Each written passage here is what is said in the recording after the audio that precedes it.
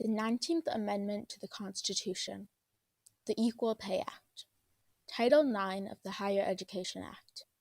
When you're thinking about improving gender equality, I bet you're thinking we need better laws, aren't you? And if you live in America or Europe, you'd probably be right. But what if I told you that in Africa and Asia, gender equality depends on water? Yes, water. More than 2.1 billion people on this planet don't have ready access to clean water.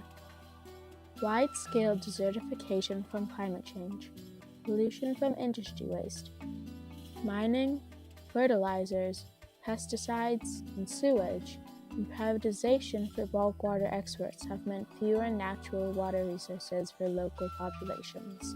Governments in many parts of the developing world have been unable or unwilling to invest in a formal, regulated water supply for those living in informal settlements or rural areas. Water purchased from informal vendors is unreliable, unsafe, and can cost up to 20 times more than water from a formal public utility. And privatization of public utilities as a solution to municipal budget problems and aging water systems has led to rate hikes in urban areas. Thus, the burden of increasing water scarcity has fallen disproportionately on the poor, who must spend a greater portion of their income and time on water, as they rely on informal service provision or on distant or unprotected water sources.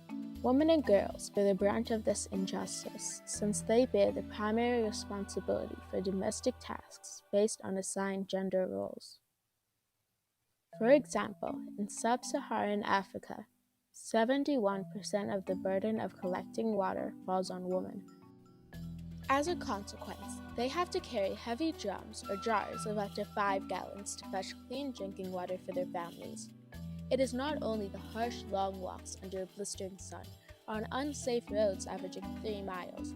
The most serious consequence of these several-hour-long daily journeys is that they prevent women from participating in the labor market.